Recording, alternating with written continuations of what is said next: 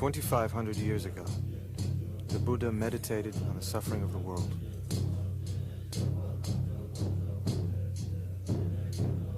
The cause of all our suffering, he said, is ignorance, a profound misunderstanding of the nature of life.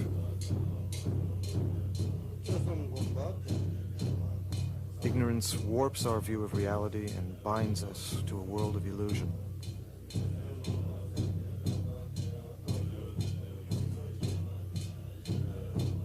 Wisdom can destroy that illusion and set us free.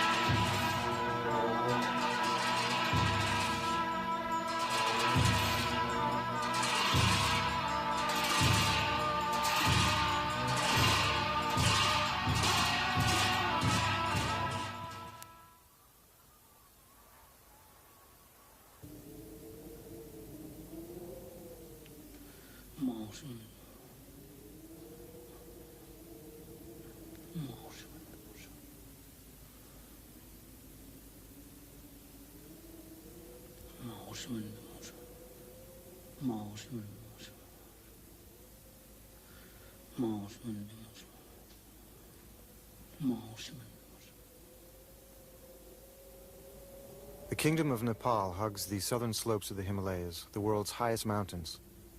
Each year, in isolated monasteries here, Buddhist monks perform a festival called Mani Rimdu. Mani Rimdu celebrates the Buddha's compassion for all living things, but it also deals with dark and ancient forces of the supernatural and the subconscious, the summits and shadows of the human mind. The tradition of Mani Rimdu came to Nepal from the other side of the Himalayas in Tibet. Today, Tibet is an occupied country. After 30 years of Chinese rule, Tibet's unique and ancient civilization lies in ruins.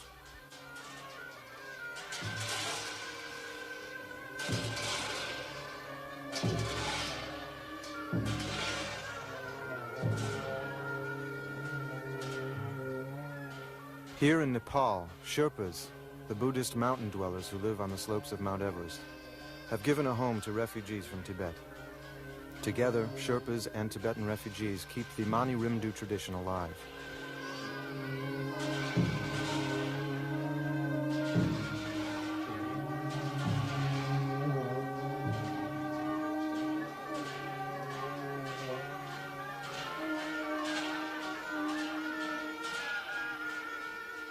For Buddhists, there are many paths to enlightenment.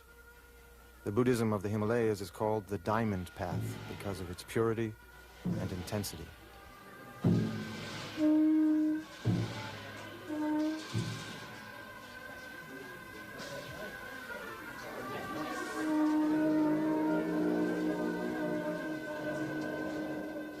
Difficult, often hidden, the Diamond Path cannot be followed without a guide.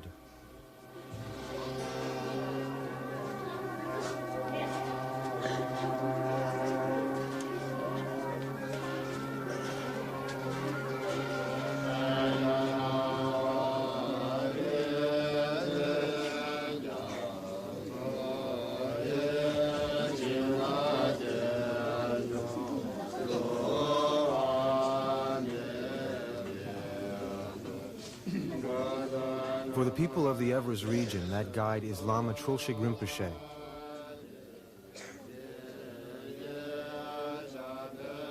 This is the story of his personal path and the adventure of spiritual discovery that he empowers his followers to share.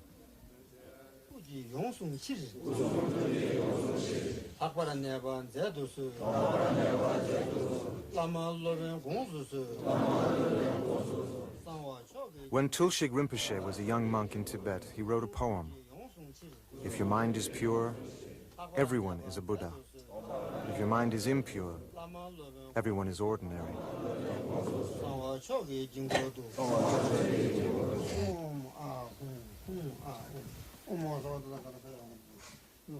A Buddha is a being who is perfectly calm and kind and wise.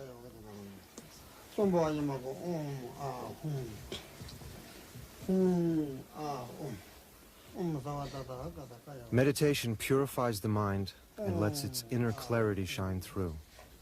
Ritual can harness the unlimited potential of the human imagination. Tibetans say that we each live in a private world of our own making. You change the world by changing yourself. On the diamond path, you train yourself to become a Buddha by meditating that you already are one. Each day of Mani Rimdu, monks will visualize themselves as Lord of the Dance, a form of Chenrezi, the Buddha of compassion. As Trulshig Rinpoche explains, compassion is the cornerstone of the Buddhist way of life.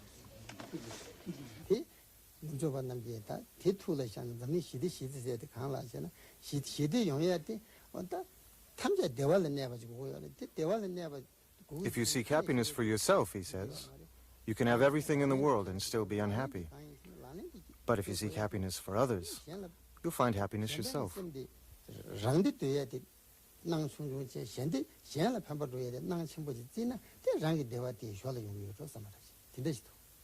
That's the way it is.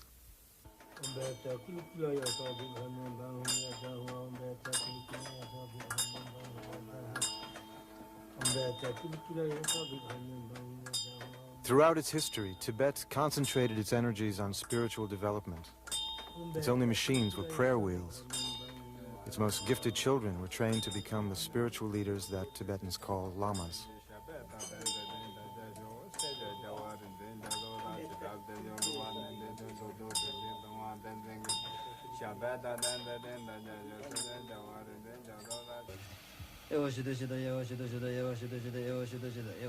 On the dark of the moon, the night Mani Rimdu begins.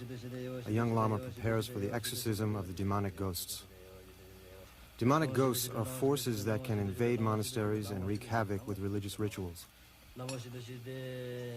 For the 3 weeks of Mani Rimdu, it is essential that Chiwang Monastery be completely protected.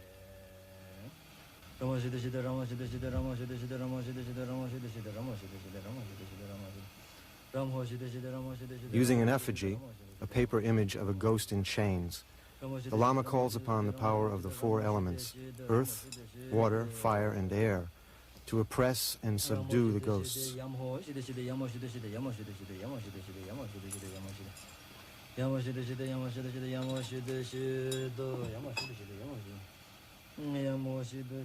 Demonic ghosts are not ghosts in our sense of the word.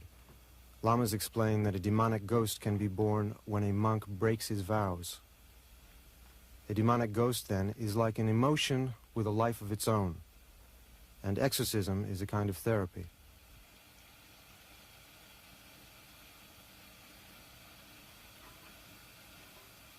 The Lama binds the effigy in black cloth and bamboo bars. Once the demonic ghosts are shackled, the Lama will imprison them in an iron triangle. In his mind's eye, where the real ritual takes place, the triangle becomes a fathomless, slippery-sided pit. Crushing the paper image breaks the bones of the demonic ghosts.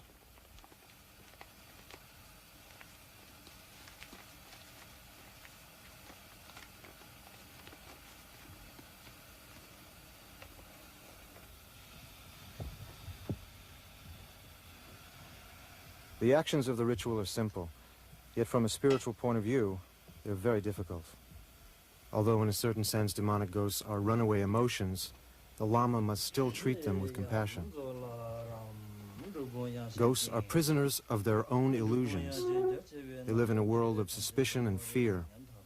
By destroying their illusions, the Lama can free the ghosts from a life of suffering. In the West, we think of magic as the art of creating illusions. For Tibetans, destroying illusions is the highest form of magic.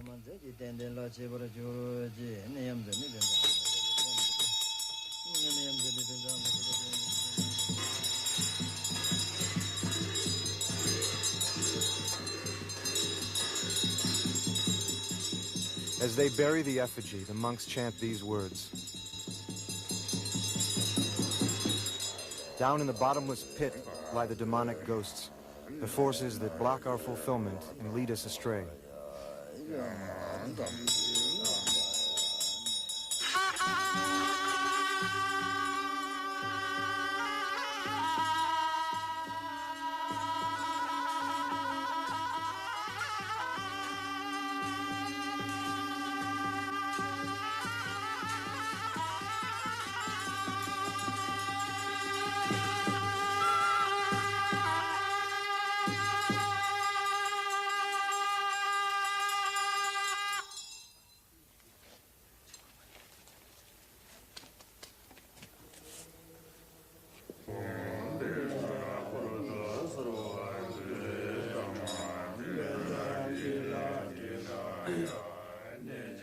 Inside the chapel, the Lama calls upon the magic dagger deities to protect the place where the mandala will be drawn.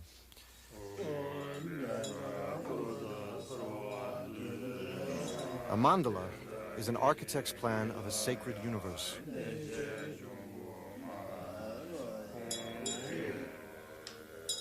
The mandala will be the home of Lord of the Dance throughout the festival.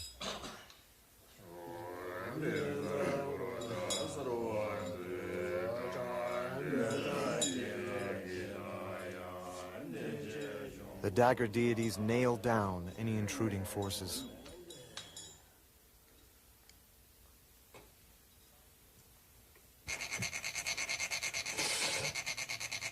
For 5 days, the monks of Chiwang sprinkle sand, grain by grain, in the unique pattern that will become the mandala of Lord of the Dance.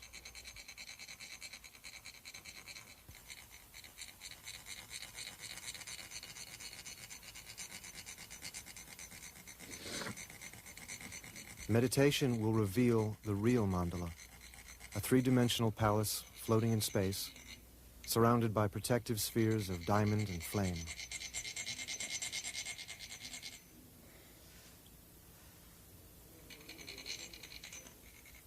The mandala also has a deeper meaning, that the highest heaven is right here on earth, if only we have the wisdom to recognize it. While the mandala grows, other preparations are already underway. Barley flour is sculpted into offerings and painted with colored butter.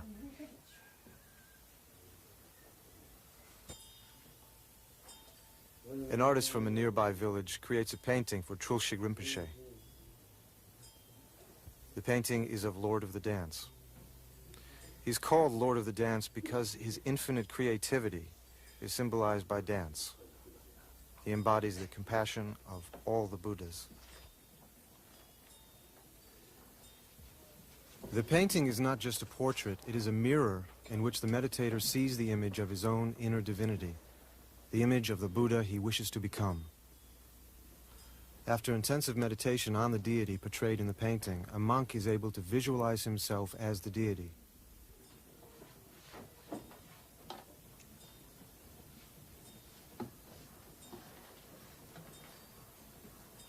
By meditating that they are Lord of the Dance, who is the embodiment of compassion, the monks learn to embody compassion in their daily lives.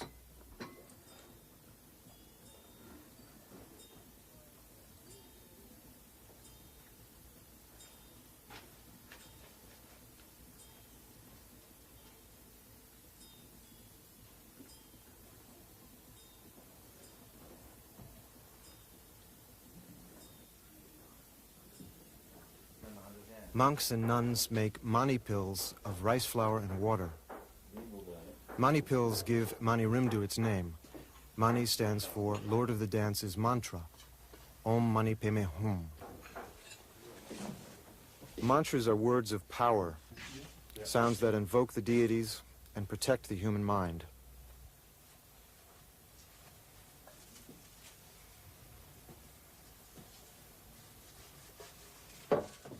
Once they are charged with the power of the mantra, the pills now being dried in this cloth will provide spiritual nourishment for the hundreds of villagers who arrive at the climax of the festival.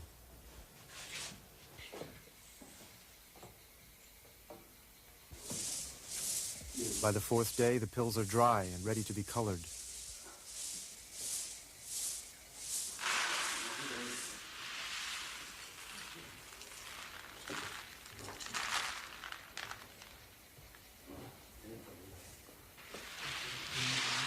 The pills and the mandala are tools of meditation. They are designed to bring into focus new ways of seeing. The pills invoke Lord of the Dance, and in so doing, help the monks focus their feelings of compassion.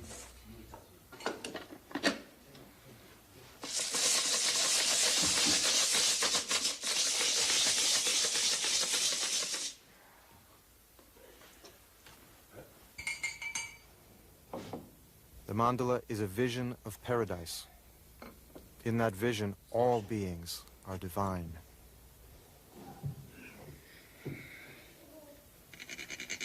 The purpose of every Tibetan ritual is to benefit others and to achieve a true understanding of reality.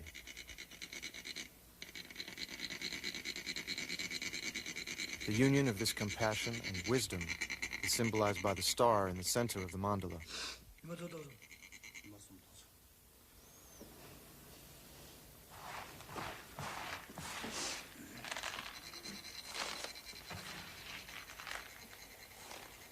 The Tibetans have a saying: rituals may look like children's games, but their results are vast as the sky.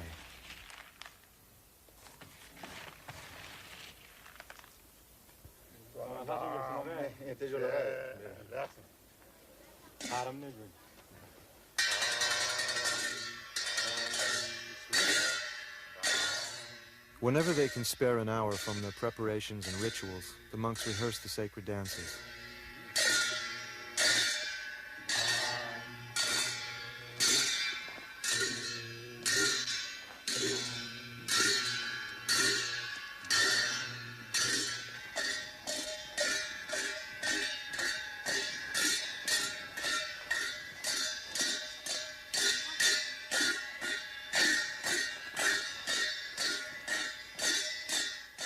Based on meditators' visions, they reflect the actual movements of the deities. Traditionally, these rehearsals were done in the strictest secrecy.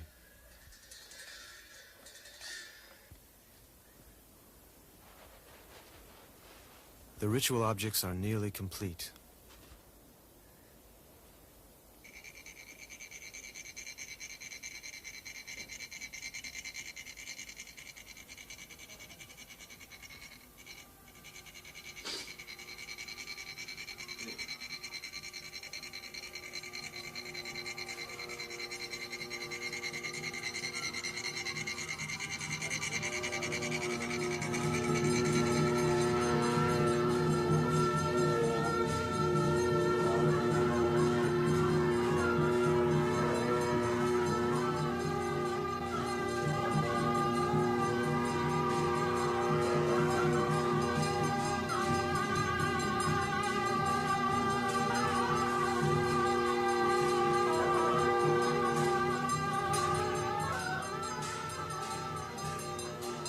After 5 days of preparation, the monks are ready to put the offerings around the mandala and to place the pills at its center.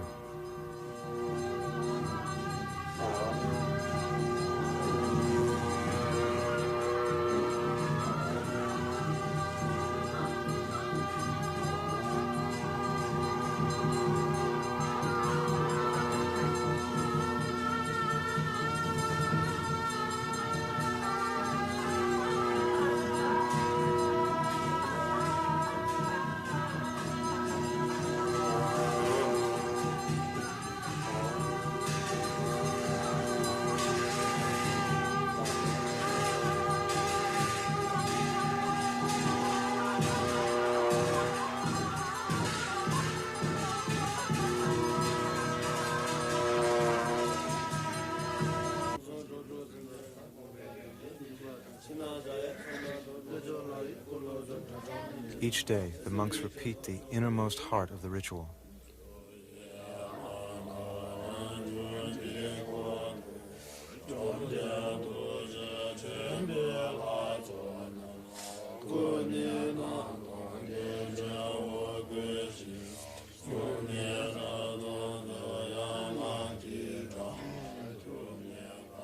For Tibetans, ritual is a potent form of meditation.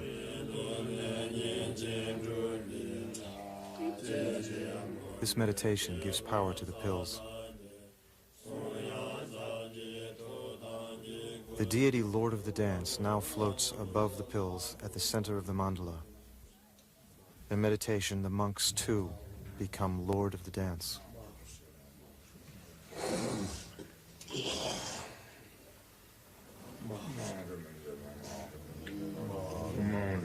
These are the words the monks recite to prepare themselves to chant Lord of the Dance's mantra. All the world is a divine palace. Its inhabitants, perfected, are the deities of the mandala. All sounds are now mantras. Thought and memory are the body of truth.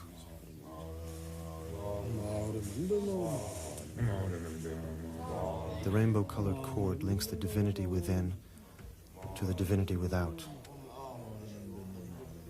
The mantras we recite in our hearts are made of light.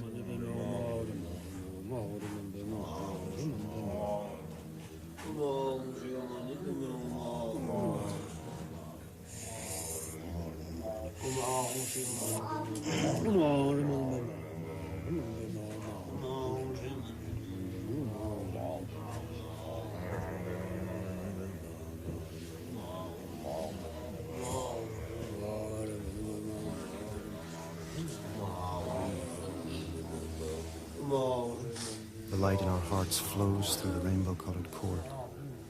The light moves the hearts of the deities of the mandala to dissolve the universe into clear and infinite light. The light penetrates the pills. Whoever takes them will be liberated.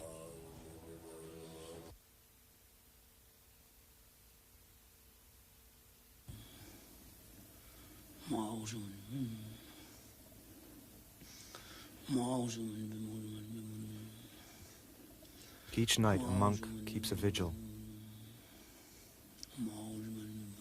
Until the pills are ready, the flow of mantras must not stop.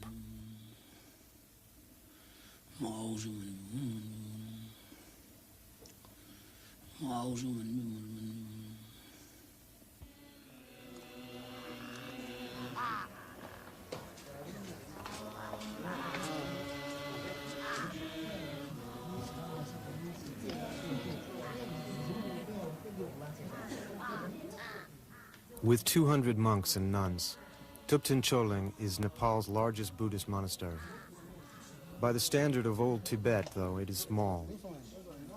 Before 1959, when the Chinese consolidated their occupation of Tibet, the largest Tibetan monastery had 10,000 monks.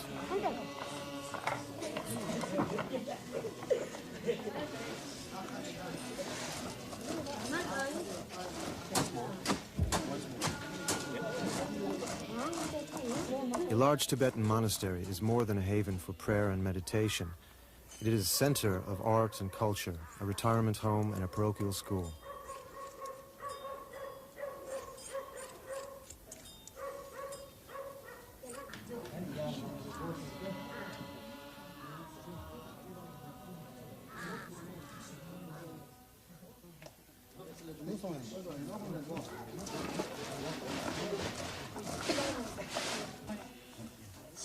The monastery also prints its own books.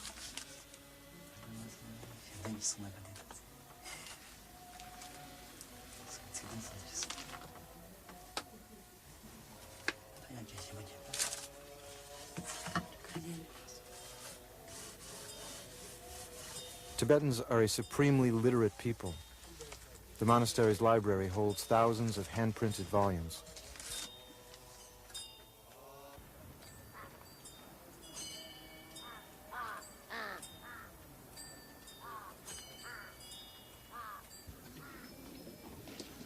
On the 12th day of Mani Rimdu, Trulshig Rinpoche sets out from his home monastery on the day-long journey to Chiwang.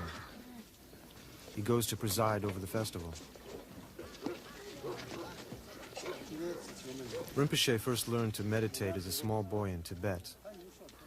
He has mastered many tantric traditions, but he has a special connection to Lord of the Dance, the central deity of Mani Rimdu. Tibetans believe that a lama's mind becomes so focused through meditation that he can transmit the power of wisdom and compassion through the touch of his hand.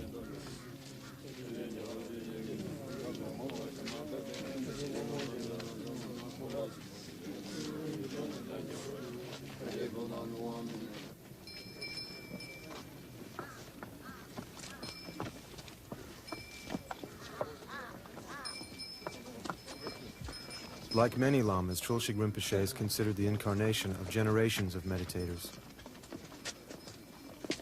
2,500 years ago, he was the Buddha's favorite disciple. In a later incarnation, he gave Tibet its alphabet. Later still, he discovered the hidden Mani Rimdu texts. The name Trulshig Rinpoche means precious destroyer of illusion.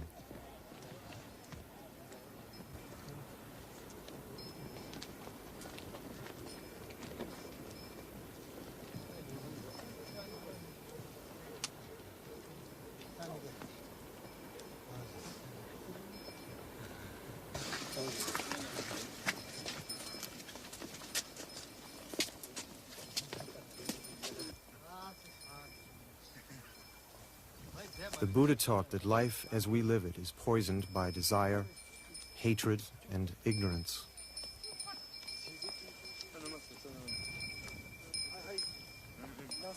Our only antidote is compassion and wisdom.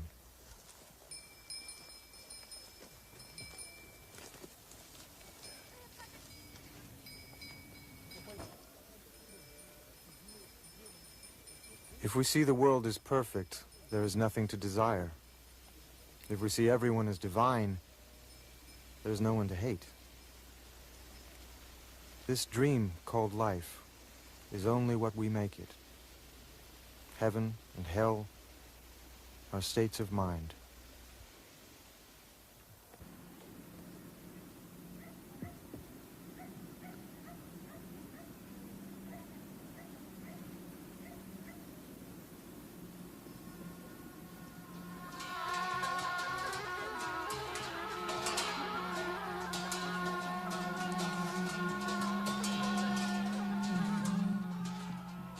The monks of Chiwang welcome Trulshig Rinpoche.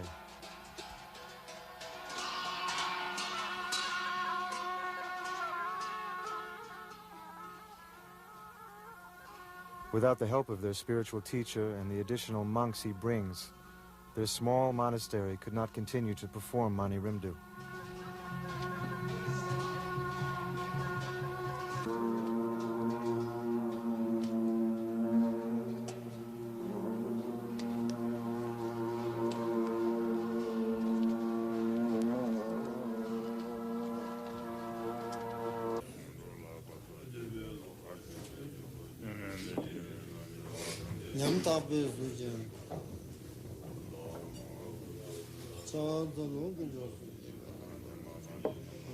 Arriving in the chapel, Trulshig Rinpoche fortifies the circle of protection that guards the monastery and the hearts and minds of all those who perform the ritual.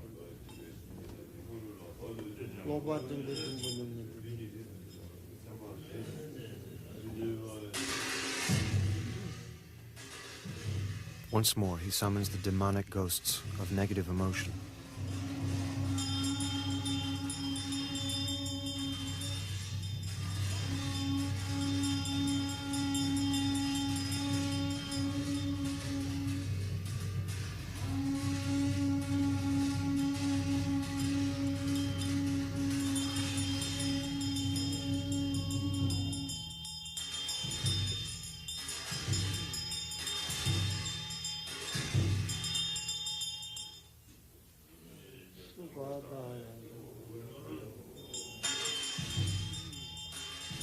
He hurls mustard seeds at the demonic ghosts.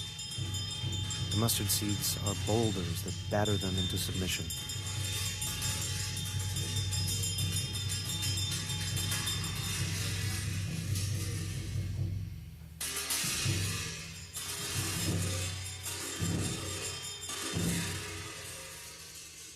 With his magic dagger, he liberates the demonic ghosts from their destructive illusions. In the poetic language of ritual, they say he sends their spirits to paradise.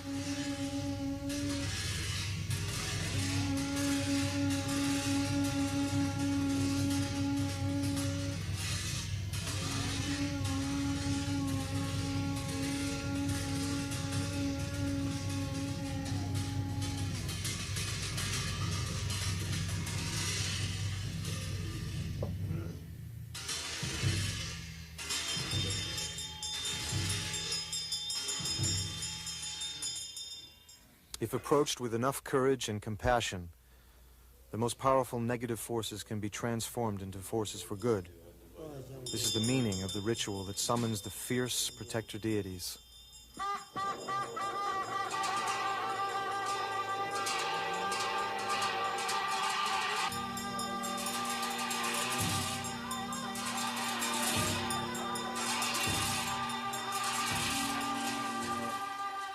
The Lama visualizes the protectors. I see a sky churning with blood. The Dark One, the shining protector of wisdom, stands on his iron mountain. His three eyes, round and red, roll back in rage. He gleams with the light of 1,000 suns.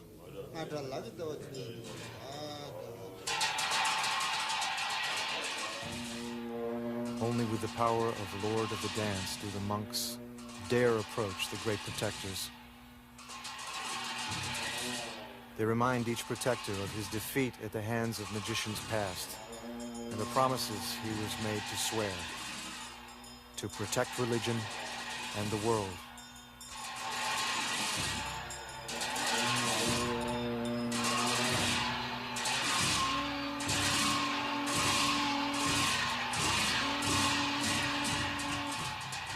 The circle of protection is complete. The passage to another world is now safe and clear.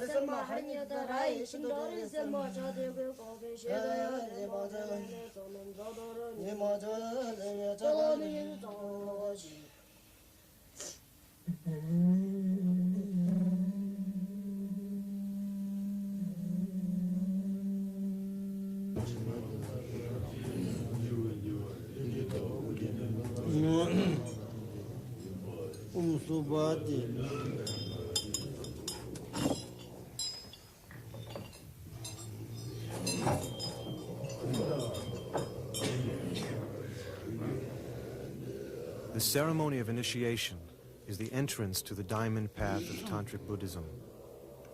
Just as coronation empowers a prince to become a king, initiation empowers a human being to become a Buddha.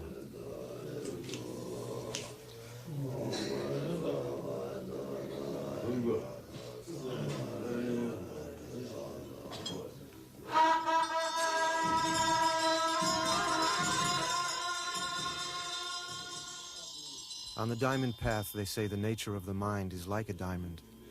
Like a jewel buried in the ground, its luster can be hidden, but its purity cannot be destroyed.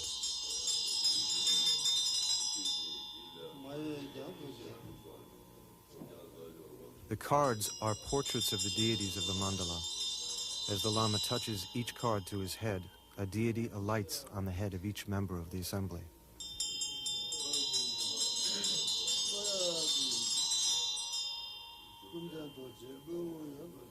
One by one, the deities dissolve into them, permeating their bodies, their voices, and their minds.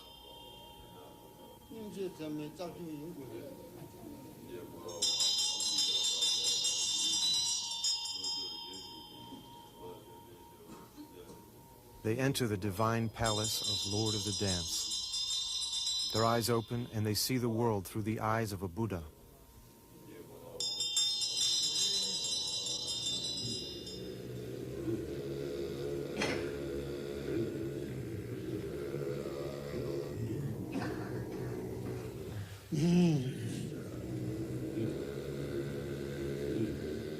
This is the purpose of meditation and ritual, and the true work of a Buddhist monk, to train himself to become a Buddha, so that he will possess the compassion, the wisdom, and the power to be of genuine service to a suffering world.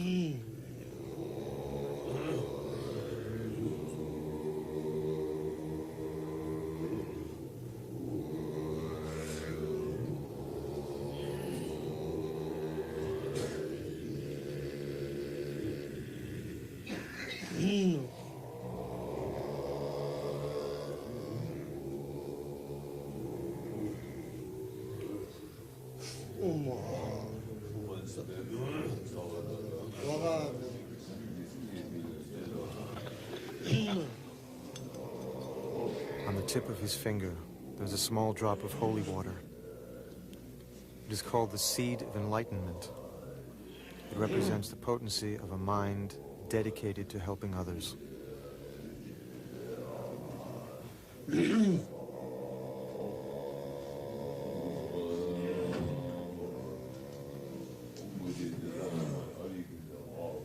He tastes the seed of enlightenment.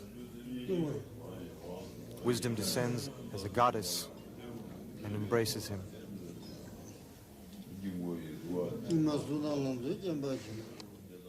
Finally, the initiation passes beyond the limits of human language.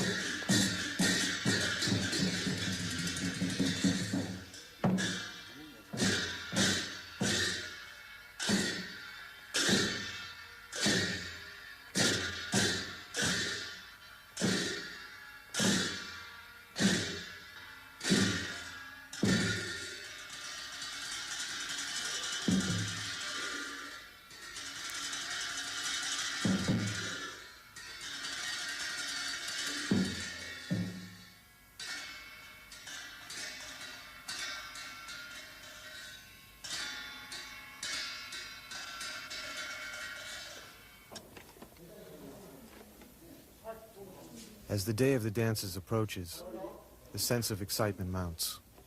There are dozens of last-minute details to take care of. Since last year's Mani Rimdu, the masks and costumes have been in storage.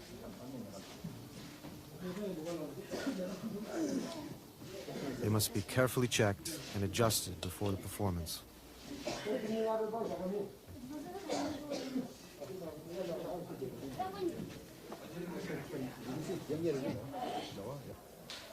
The courtyard is covered with a canvas roof.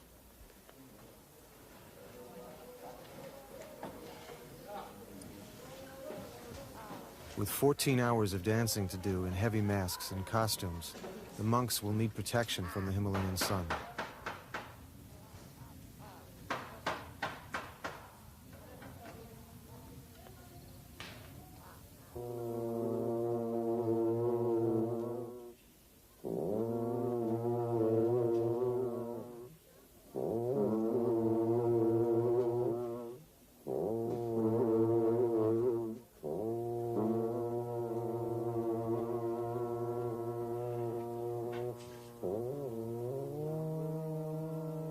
Sherpas and Tibetans arrive at Chiwang from surrounding villages. Mani Rimdu is a festive relief from the harsh life of a Himalayan farmer.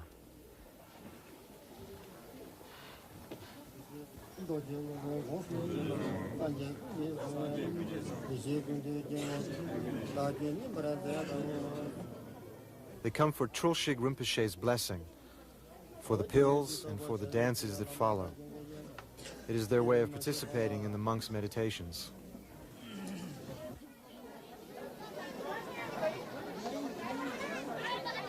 The small red mani pills are, of course, the center of attention. However, the monks distribute other sacred substances as well.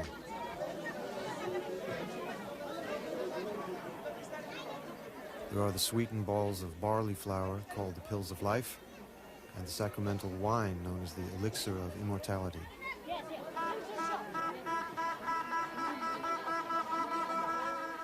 Like all things Tibetan, they are charged with symbolism.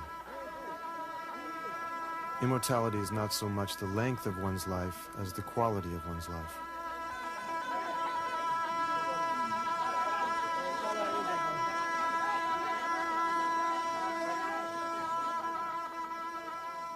To expand our vision of the world and to open our hearts are the greatest blessings a Lama can bestow.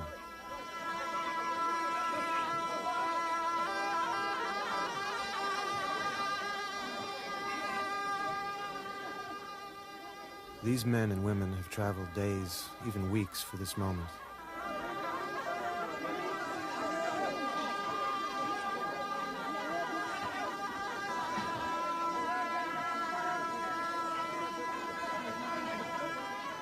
Through the pills and the person of the Lama, they come face to face with their highest ideals.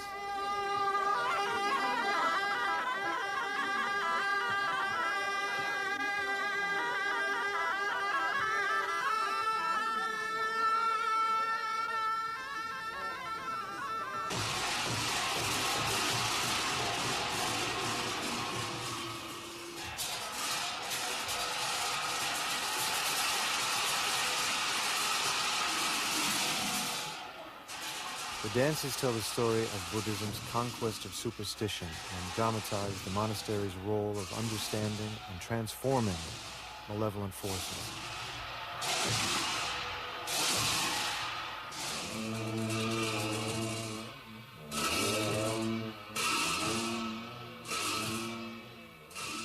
In the early 9th century, around the time of Charlemagne, a man named Langdharma usurped the throne of Tibet by murdering his own brother.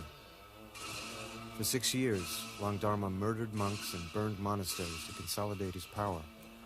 His regime became a cancer that threatened the life of Tibet.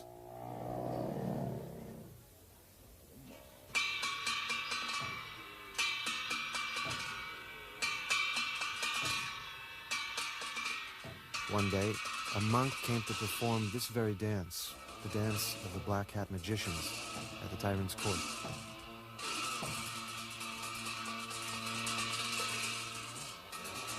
The monk knew that Langdharma's tyranny must be checked, not just for Tibet, but for Langdharma's sake as well. In future lives, Langdharma would suffer every pain he now inflicted upon others. At the height of the dance, the monk reached into his sleeve, took out a bow and arrow, and killed Langdharma.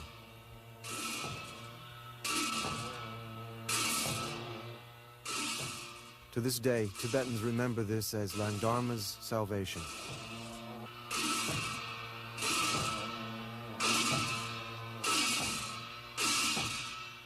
The monk's name was Pelki Dorje.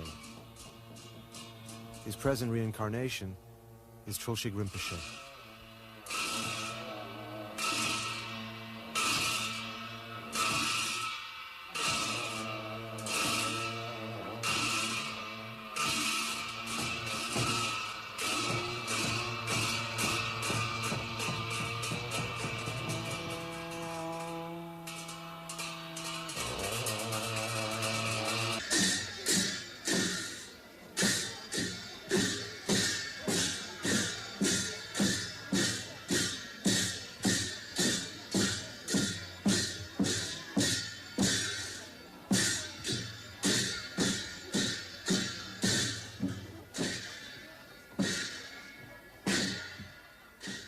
Divine heralds called Ging announced the arrival of Padmasambhava from his mythical home on the mountain of copper. The Tibetans called Padmasambhava the second Buddha. He is their archetype of saint and magician.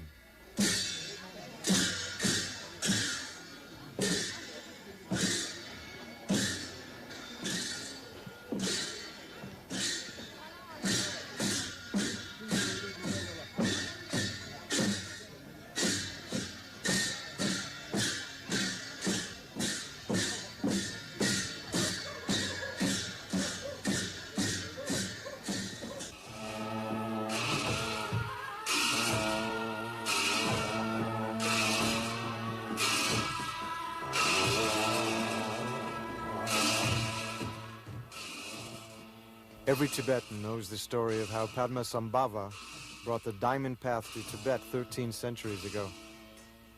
They still tell of how he assumed his fierce form to battle the ancient gods who terrorized their homeland. Padmasambhava did not destroy the gods of ancient Tibet, he converted them.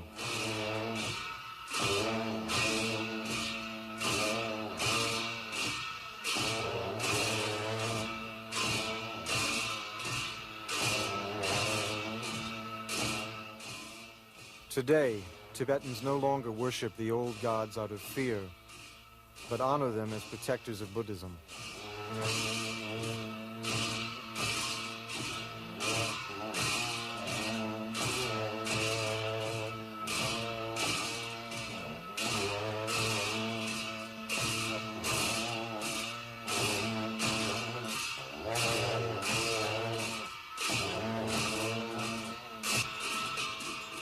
The lords of the cemetery appear, and the dance of liberation, the central act of Tibetan sacred dance, begins.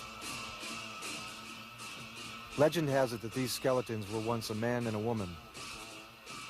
Pledged to a life of religious austerity, they went to a cremation ground and lost themselves in profound meditation. Many years later, when they awoke, they found that the flesh had disappeared from their bones. But so intense was their illumination that, unafraid, they danced with joy for their newfound enlightenment.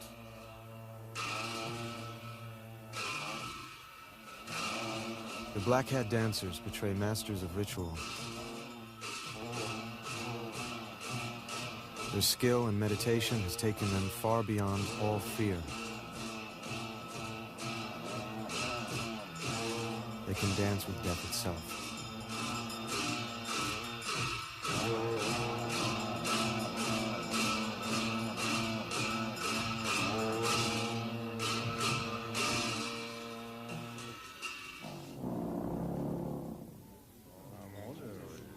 During the course of Mani Rimdu, Trulshik Rinpoche has liberated the demonic ghosts from their destructive illusions.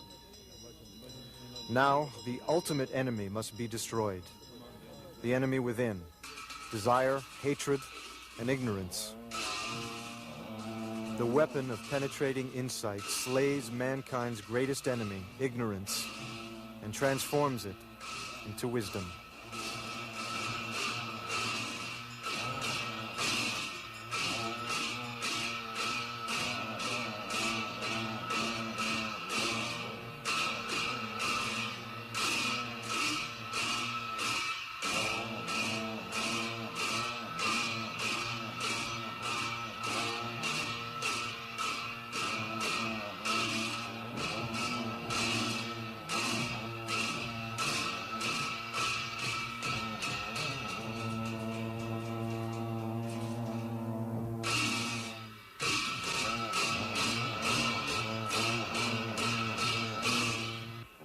The inner enemy is dead.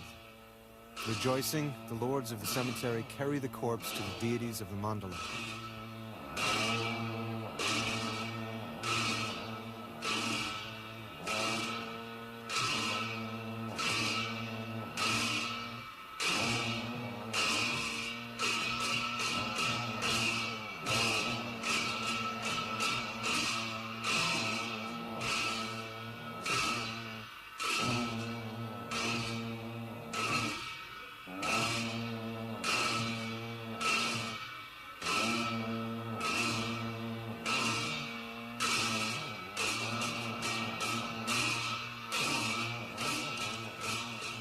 Visualizing that the paper effigy is the corpse of the inner enemy, Trulshig Rinpoche burns it as an offering to the deities.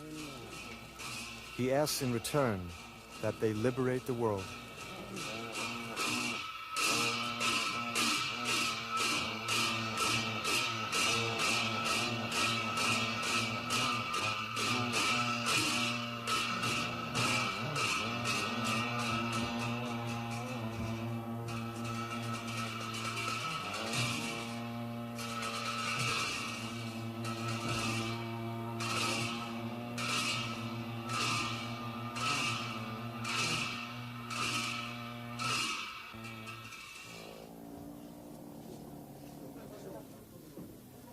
The ashes of desire, hatred, and ignorance are buried beneath the stones.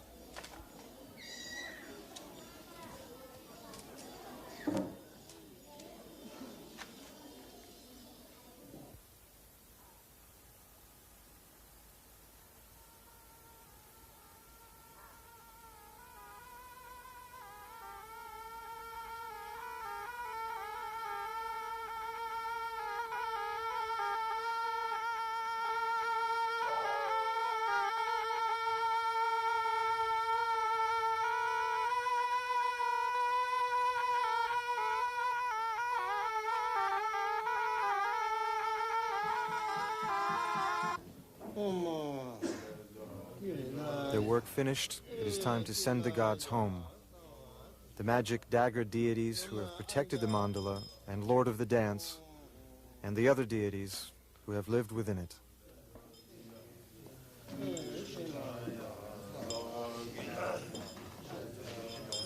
Step by step, the ritual is now done in reverse. The world, which they have so carefully created, must dissolve back into the source from which it came, the infinite creativity of the mind.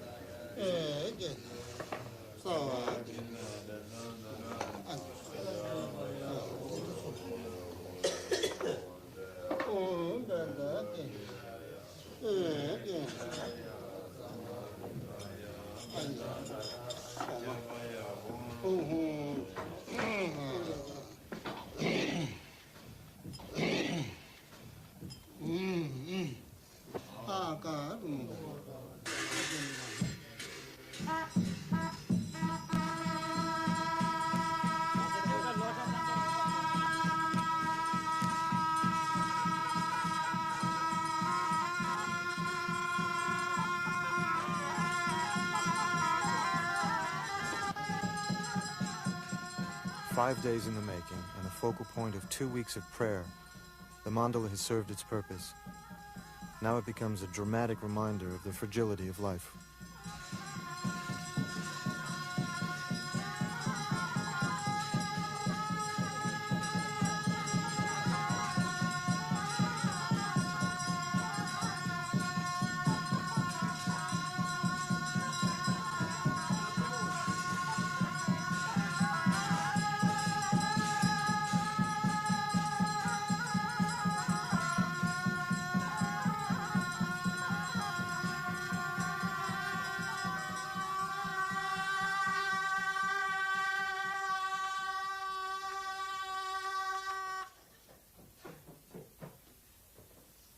The Buddha taught that everything is impermanent. Even truth is just a wooden raft to sail across the river of life and then leave behind. Trulshig Rinpoche's poem ends this way. This little monk is from Tibet's high pastures, and you, my lords, come from afar. We must disperse now, each to his home, so this too is impermanent. My birthplace was in Tibet's high pastures, and now I have come to Everest's white peak. In the end, where will I go? Where will I stay? Remember my words. Remember my words. 毛什